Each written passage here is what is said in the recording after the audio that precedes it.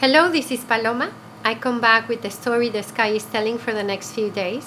Actually, for the next part of July, there is a certain intensity in the energy. By this, I mean there is a strength in the force, the manifestation of the energy, and it is us who choose how to channel and co-create with this, which is just like raw material for our manifestation. Power is never about control. Actually, in the attempt of control, there is such an effort that depletes our energy, creates resistance, and probably frustration. Power, to me, the good power, is about cultivating inner authority, will, equanimity to navigate moments like this. And in many cases, power is about surrender. And I think this is the case, at least for this week, and some of the alignments that are coming forward. This is a sky, a heaven that is calling upon the power of one in service of the many. Redemption and surrender, the power of faith as spiritual strength. And there is a big culmination, the end of an era, the end of a cycle. So a quick mention on the Mars Urano conjunction in Tauro on the 26th degree, next to this fixed star Algol, which has been making a lot of noise in the media. So Algol is called a malefic star, but in truth it has more to do with how mythology was given to us, because Algol represents the head of Medusa. So it is like the underlying story has to do with the power of the dark face of the mother, of feminine impulse or energy. And even though it is an energy that speaks about, there is this phrase attached to it about rolling heads or losing your head, it also has an energy of leadership. It also has an energy of innovation. It also has an energy of creative vision. So to mention some of the people in history that have an actual very prominent Algol presence in their charts, for example, there's Einstein, there's Van Gogh, there's Jung, there's Picasso. So as you can see, it's not always a malefic star in its expression. It just has to do with people that break through the status quo of the moment. So just to give you another perspective on this star. And also saying Mars and Urano are getting together, so this is like the beginning of a cycle that will be developing a story for the next couple of years, and it's about change, about revolution in the Tauro area of our charts, and we've had this for a while now. So this is the last moment really where we are invited to actually participate with our will, with our determination in this breaking the pattern. This is about interrupting something that seemed stable and secure but actually limited the expression of our freedom and authenticity. So that being said, I actually do want to talk today about the full moon in Capricorn. This is the second full moon in Capricorn. We had one on the 21st of June. And this second one, throughout the week, we're going to go like in a crescendo. The moon will be getting full with light, so we will get more clarity. And this is a week where we are kind of tested about this intention that we planted with the new moon, about this new home, this new source, this new how we create security, connection, belonging, intimacy in new spaces. What do we need to retrieve, to reclaim from our memory so we can create and actually evolve this idea of home and belonging, so we can, I guess, first become this nest, this safe place within ourselves, and then we can expand it. Also mentioning on the 20th of July, Mars is going to enter Gemini, and as soon as he enters there, he's going to create this beautiful dialogue with Pluto in Aquarius. This is air and air. This is potency and power together. And even though I would usually warn a little bit with Mars in Gemini about too much dispersion, because he has the story of his visiting this school of mystery, has some alignments with power players like Pluto and then with Saturn in August, I would say it's actually a transit that is calling into a a responsible use of our mind and our bodies, our actions. It's like a walk your talk kind of energy, no? A coherence between our minds, our bodies, and our actions and our speech, no? Like we have to walk, truly embody our philosophy and commit to it through actions. Okay, this is consciousness, Aquarius, and Géminis, which is the messenger. So this is also bringing the consciousness into a tangible message through our commitment and our willpower. And this second full moon in Capricorn, it happens in the 29th degree of this school. So the 29th degree, it's called the anaretic or critic degree. There is like a sense of urgency in this, the last degree of any school of mystery, because it concentrates the energy of it so it can be alchemized, like the shadow or the residual energy of this school wants to get transmuted into its higher expression just before we go into a next spiral of understanding, no? So it's a very intense moment.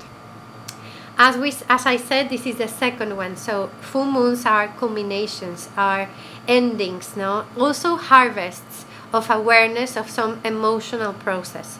So this is that. It is an ending. It is in the last degree, and it is actually in a conjunction, out of sign conjunction to Pluto. What's special about this, there's so much happening in the chart. So I'll try to synthesize.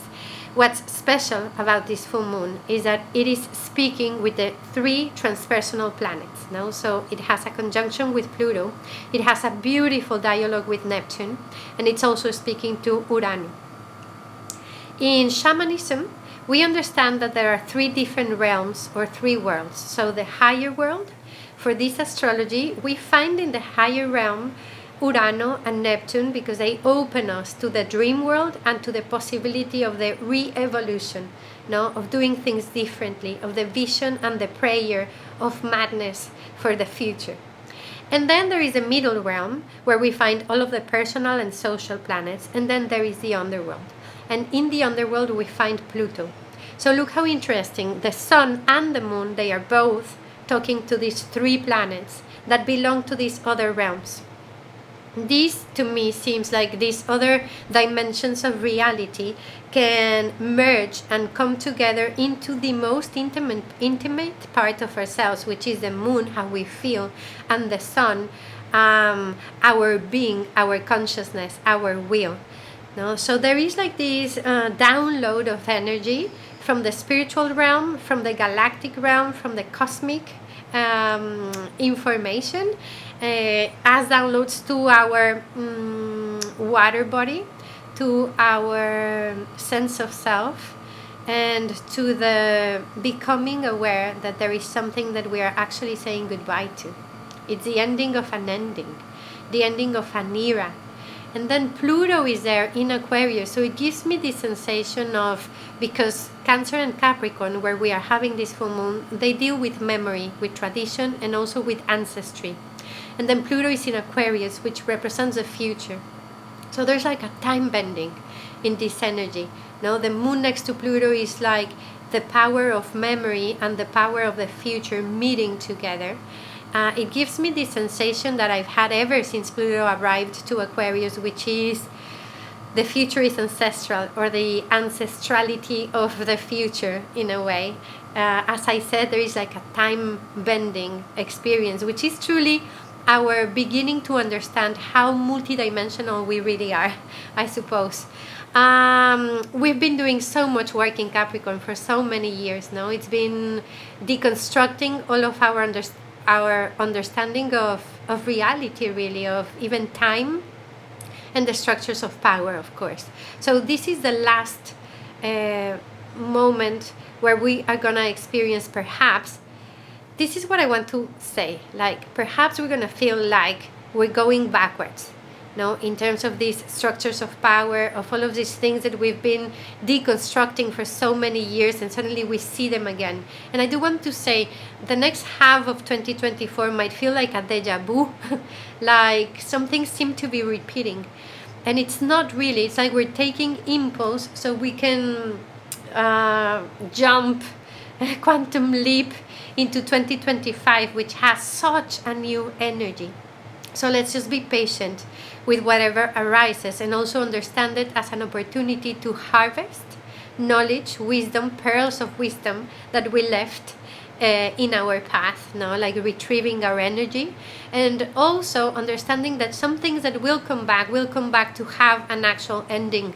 No, there is a culmination, there is a dissolving of what we thought life, reality, time, even old dreams were, so we can actually enter these new frequencies. There is another layer of this astrology that is speaking of creation and regeneration of life, and this has to do with the Kuiper belt objects, which are all creator, most of them creator gods and goddesses from ancestral tribes. And there is, for example, Quawar, Makemake, Salasia, Haumea, which are involved in a way in this chart as well. So I also understand this, like there is a layer of a new frequency which speaks of regeneration and creation. It's the new consciousness that is being downloaded, especially through light and water. This is because of Salasia next to the North Node, if you want to know. And then there is this layer, very 3D, 4D kind of experience, that is the collapse of these old structures. In a personal way, I think this is gonna go deeper into the structures of our psyche to finally end a process where we were still attached to a sense of security in a way, but it is now constricting the possibility. Okay, so this is what I see for this moon. It's very interesting how it speaks with so many characters. And to me, it brings this idea of these three realms of the shamanic world coming together. They are truly interdependent, no? They need each other. But this is a moment where it comes, like when these transpersonal planets actually speak to personal planets, that's when we feel them, when we actually sort of integrate this very wide and, I guess, esoteric, mysterious energy, no? And this is happening for this full moon. So there is still very Uranian energy in the air, so this could come as a surprise, as an awakening. It's a catalyzing awakening, remembering and creating at the same time. There is a flow energy between Venus and Jupiter, which I think brings the confidence, the courage, the heart. No, it's like the wisdom of the heart in every decision, because there are decisions. It feels like an inflection, like a crossroad in a way. We are going to be called to decide, and I would ask you simply, no, where do you decide from? What do you decide? Where from? You know, what are the values? What are the roots? What is important? What is priority? What is sacred for you? Because that's going to help you with the clarity. And also, the rhythm and the language of your body will have a better compass for the decision making ahead. Okay, I think that's what I have for this full moon. I'm just hoping that we can receive whatever change, whatever movement comes with centeredness, with full trust, with connection. This is a mastery in becoming the master, in becoming the authority, in becoming the source of connection. So we might not find the usual answers out there where we used to, but this is only because we are being called to enter the sovereignty of the soul incarnated in this here and in this now. This is the time to become your own teacher and your own apprentice. And this is what I hear for this moon, for this full moon. I hope this serves you, and thank you so much for your time.